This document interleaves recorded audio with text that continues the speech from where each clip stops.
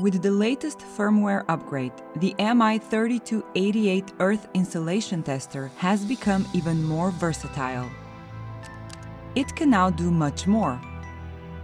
Testing electrical generators and motors, for example. More specifically, measurement of partial winding connections and the detection of interwinding contacts, but with the elimination of interfering factors that often occur when measuring inductive component connections.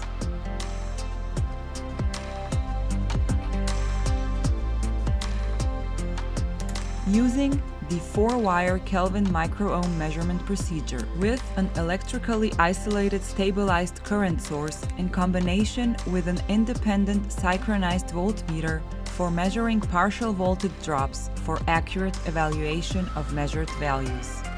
But that's not all.